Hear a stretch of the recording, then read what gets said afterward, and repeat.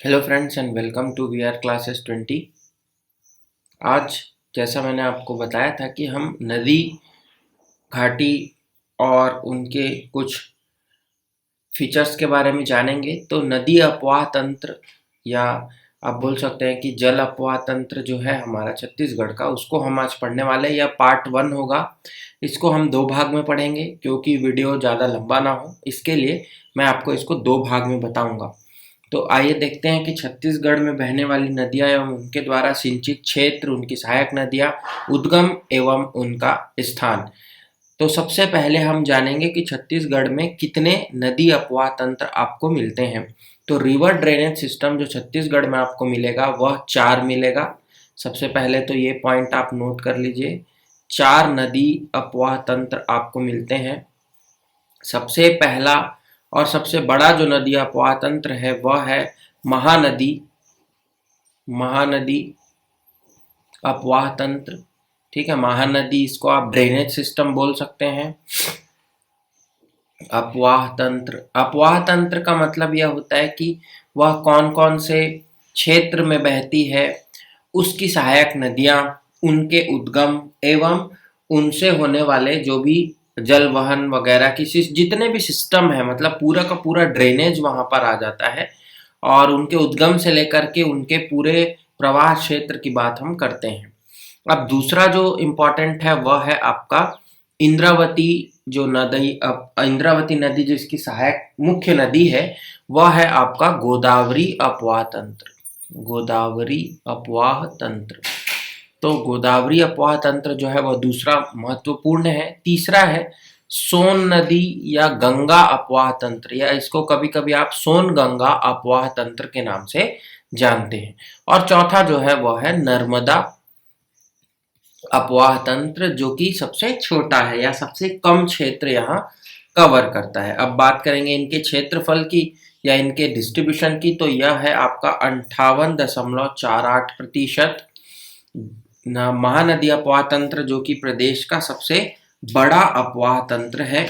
दूसरा जो गोदावरी अपवाह तंत्र हम देखें तो गोदावरी अपवाह तंत्र जो है वह लगभग 28% जो है अपवाह क्षेत्र कवर करता है पूरे के पूरे छत्तीसगढ़ का। उसके बाद सोन नदी या गंगा नदी अपवाह तंत्र को देखें तो वह 13 से 15% एरिया जो है वह कवर करेगा। और लास्ट में है हमारा नर्मदा, जो कि केवल 0.52%, आधा प्रतिशत जो कि कवर करेगा। तो कुछ इस तरह से डिस्ट्रीब्यूशन आप देख सकते हैं। मतलब सबसे महत्वपूर्ण है हमारा महानदी अपवाह तंत्र, गोदावरी अपवाह तंत्र और सोन अपवाह तंत्र। सबसे कम जो महत्वपूर्ण है वह है नर्मदा, लेकिन इसको भी आपको पढ़ना है, मेंस में आपको लिखना है। आगे बात करेंगे महानदी अपवाह तंत्र और गोदावरी अपवाह तंत्र, जो कि विस्तृत इसकी चर्चा हम करने वाले हैं। तो आज के इस वीडियो में हम पहले के जो 2 नदियां हैं, या मैं बोलूं कि जो 2 छोटे छोटे अपवाह तंत्र हैं, उनको हम कवर करेंगे और साथ ही साथ देखेंगे कि इनका जो क्षेत्र है वह कैसा है। तो हम बनाते हैं फिर से वही काम, अपने जो छत्तीसगढ़ का जो नक्शा है, ठीक है, उसको हम बना लेते हैं और कुछ जो छत्तीसगढ़ से क्षेत्र है उनको हम एक बार कवर कर लेते हैं। तो यह जो हमारा मैप बन गया। अब महानदी अपवाह तंत्र को हम देखें तो महानदी अपवाह तंत्र आपको पूरा का पूरा कुछ इस तरह से जो एरिया मैं कवर करने वाला हूँ वह आपको देखने को मिलने वाला है। तो मध्य छत्तीसगढ़ को पूरा का पूरा कवर करता है ये। फिर गोदावरी अपवाह तंत्र जो है वह दक्षिण छत्तीसगढ़ को कवर करेगा, ये वाला जो एरिया है हमारा, ठीक है, इस एरिया को पूरा कवर करेगा। मतलब दक्षिण तक दंडकारण्य का जो पठार है उस एरिया को हम देखें। उसके बाद सोन और गंगा नदी अपवाह तंत्र आपके उत्तर छत्तीसगढ़ को कवर करता है, यह वाला जो क्षेत्र है।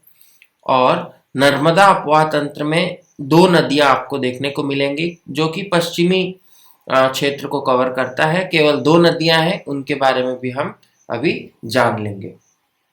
अब सबसे इम्पॉर्टेंट चीज जो है वह आपको याद होगी कि जब हमने फिजिकल डिवीजन पढ़ा था तब हमने ढाल की चर्चा की थी, और वहां पर मैंने आपको बताया था कि जिस भी प्राकृतिक विभाजन का ढाल जिस ओर होगा वहां पर बहने वाली नदियां उस ओर ही बहेंगी। अब हम उसी को ही रिवाइज करते हैं और देखते हैं कि फ्लो किस तरफ होना चाहिए। तो अगर हम छत्तीसगढ़ के मैदानों के जो ढाल की बात करें तो वो किस तरफ है, वह है पूर्व की ओर, ईस्ट की ओर। तो सभी नदियां किधर जाएंगी, पूर्व की ओर बहेंगी। उसके बाद उत्तर क्षेत्र की बात करें तो जशपुर सामरी पाट प्रदेश का जो ढाल था वह था आपका किस तरफ, इस पूर्व की ओर था यह भी, ठीक है। और जो हमारे चांग बखार देवघर वाला जो क्षेत्र था वह, या पूर्वी बघेलखंड का जो पठार था बोल सकते हैं, वह किस तरफ था, उत्तर की ओर था, नॉर्थ, ठीक। और अगर दक्षिण क्षेत्र की बात करें दंडकारण्य के पठार की तो वह था साउथ और वेस्ट, मतलब ये आपका साउथ वेस्ट की तरफ, ठीक है। तो इसको आप नॉर्थ ईस्ट की तरफ भी ले सकते हैं, ठीक है। तो साउथ वेस्ट में कौन सा आ गया, दंडकारण्य का पठार, मतलब दक्षिण पश्चिम का जो फ्लो होगा। तो जिस तरफ जिस ढाल होगा वह उस नदियां उसी ढाल की ओर ज्यादा बहेंगी। अपने उद्गम स्रोत से निकलकर वह नदियां उस ढाल को फॉलो करते हुए, उस ढाल को अपने रास्ते में बनाते हुए और उसी तरह से बह जाएंगी। कुछ नदियां जो हैं वह छत्तीसगढ़ के अंदर ही किसी बड़ी नदी में मिलकर अपना जो मुंह है वह बनाती हैं। कुछ नदियां जो है वह छत्तीसगढ़ से बाहर किसी राज्य में जाती हैं और वहां पर किसी बड़ी नदी से मिलकर के अपना मुख बनाती हैं।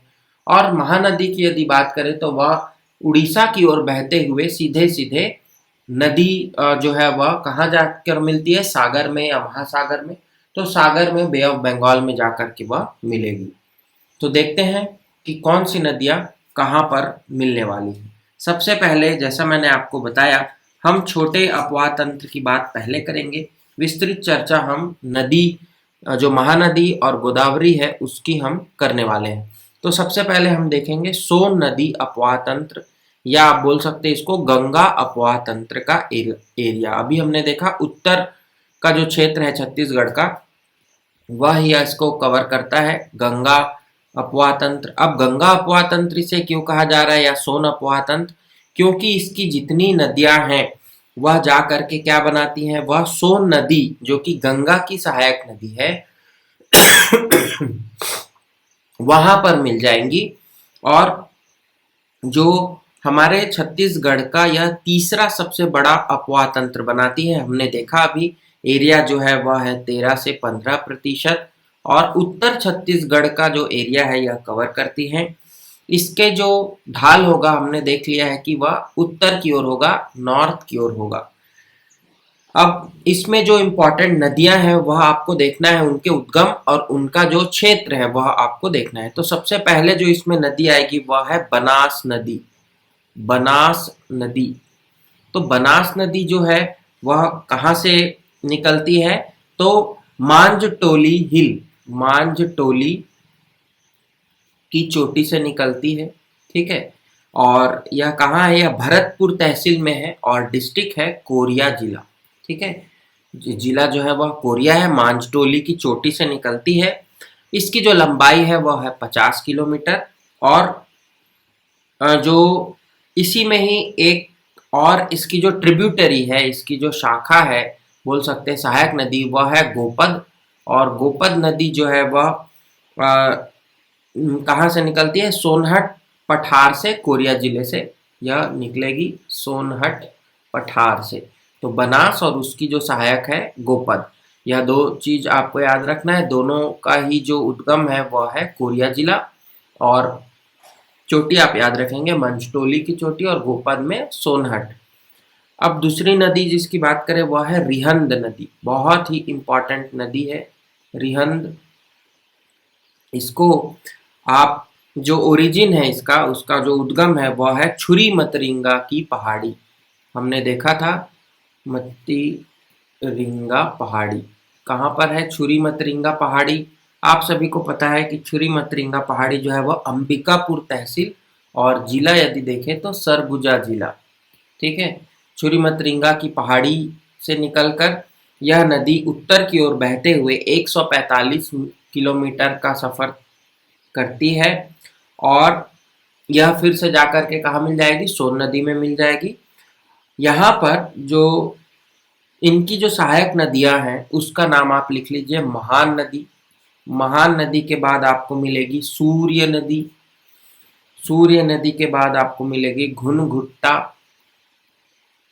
यह कभी कभी पूछा जाता है सहायक नदियां। और घुनघुट्टा के बाद है मोरनी। ये 4 नदियों के नाम आप जरूर याद रखिएगा, महान नदी, सूर्य नदी, घुनघुट्टा और मोरनी।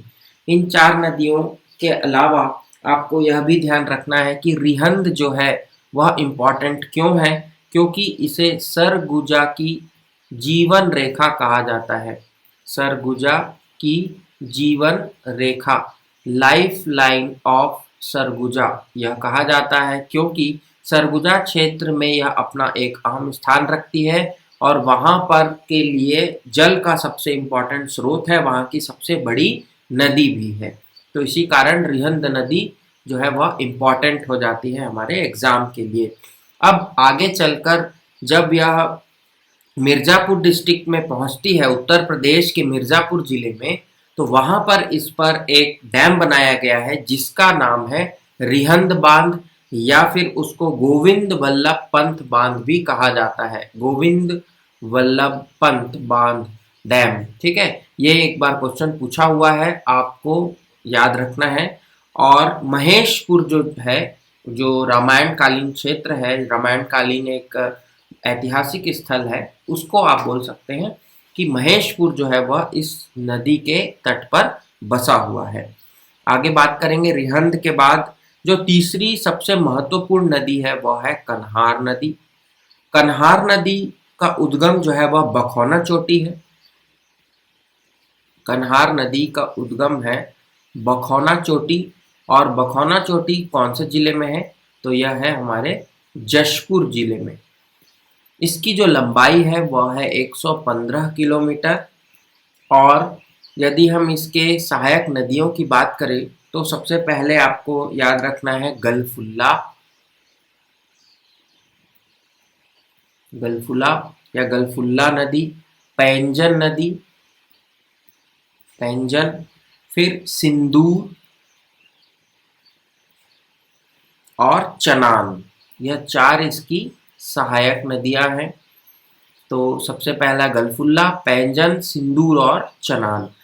अब इसका जो क्षेत्र है वह आपको ध्यान में रखना है कि छत्तीसगढ़ का उत्तर पूर्वी जो भाग है वह यह बनाती है, और छत्तीसगढ़ और झारखंड के बीच यह क्या बनाती है, सीमा रेखा का निर्माण करती है। डीपाडी यह भी एक इम्पॉर्टेंट स्थल है। यदि हम एक पौराणिक स्थलों की बात करें तो डीपाडी का जो क्षेत्र है वह जो डीपाडी शहर नगर है, या बोल सकते हैं डीपाडी जो है स्थल है, वह कन्हार नदी के तट पर बसा हुआ है।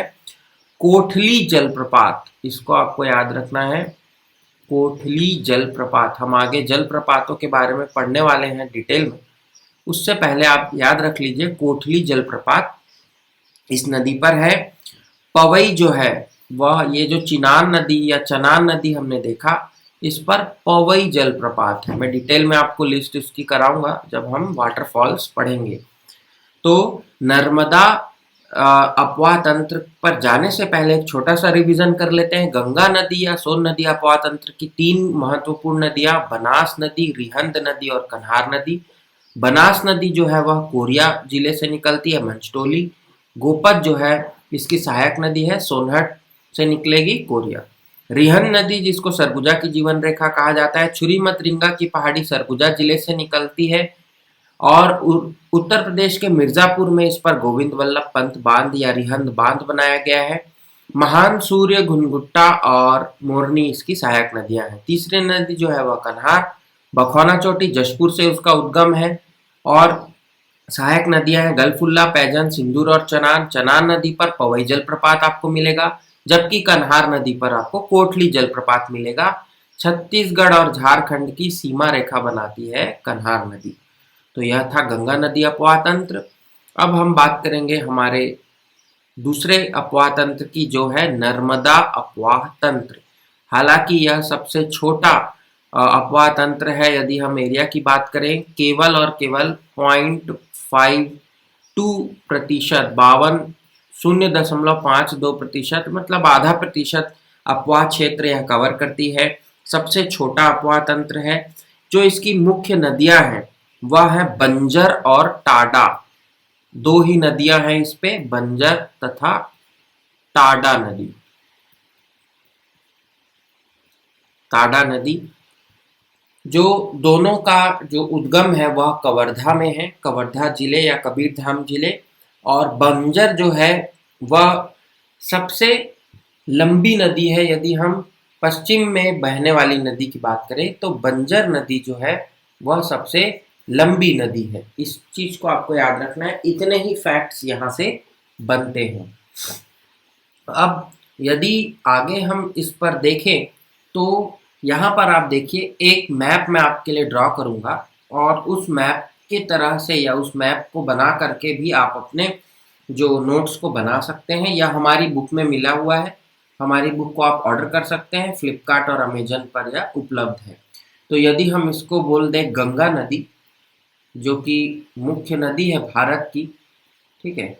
फिर गंगा नदी की जो सहायक नदी है जिसको आप सोन के नाम से जानते हैं, तो पटना के पास यह लगभग सोन नदी जो है वो गंगा नदी में मिलती है, पटना के आसपास। तो सोन नदी जो हमारी उत्तर क्षेत्र की नदियों का जो मुख बनाती है, सोन नदी में ही जाकर के सारी नदियां मिलेंगी। तो हम देख लेते हैं, सबसे पहले बनास नदी जो है वो सोन में मिलेगी। इसकी जो सहायक नदी हमने देखा हुआ था कोपर, तो इसको आप बना लीजिए बनास, और ये हो जाएगी गोपद। याद रखना है कहाँ से निकल रही, कोरिया जिले से निकल रही। अब बनास के बाद जो इम्पॉर्टेंट नदी वह है रिहंद। तो रिहंद जो है वह कुछ इस तरह से बहेगी, और रिहंद का जो क्षेत्र है या उसकी नदियां हैं, तो यह हो गया सूर्य नदी, और यह जो हो गई वो हो गई मोरनी, यह जो हो गई वो महान, और इसी पे है घुनघुट्टा। तो यह सूर्य, ये मोरनी, ये महान और ये घुनघुट्टा। अब तीसरी जो इम्पोर्टेंट नदी है वह है हमारी कन्हार नदी। तो कन्हार नदी के जो सहायक नदियां हैं वह हमने देखा था। तो यह है गलफुल्ला, गलफुल्ला के बाद हो जाएगी सिंदूर, और सिंदूर के बाद हो जाएगी पैंजन। तो कन्हार नदी बखौना चोटी जशपुर से निकली, रिहंद चूरी मतरिंगा की पहाड़ी, और बनास कोरिया जिले से, तीनों नदियां। और कन्हार नदी को हमने देखा था कि छत्तीसगढ़ और झारखंड की सीमा रेखा बनाएगी। तो इतनी सारी एक नटशेल में यदि हम बात करें, एक छोटे से डायग्राम में बात करें, तो कुछ इस तरह से आपका डायग्राम बनने वाला है। इसके लिए विस्तृत रूप से आप जो बुक हमने लिखी है उस पर आप जा करके और देख सकते हैं। और यदि आपने उस बुक को ऑर्डर कर लिया है तो ठीक है, नहीं किया है तो आप देख लीजिएगा। अंग्रेजी माध्यम के छात्रों के लिए, इंग्लिश मीडियम स्टूडेंट्स के लिए हमने उस बुक को लिखा है। हिंदी मीडियम की नोट्स आप बना सकते हैं, मार्केट में बहुत सारी बुक अवेलेबल है, लेकिन इंग्लिश मीडियम के लिए बुक्स नहीं होती।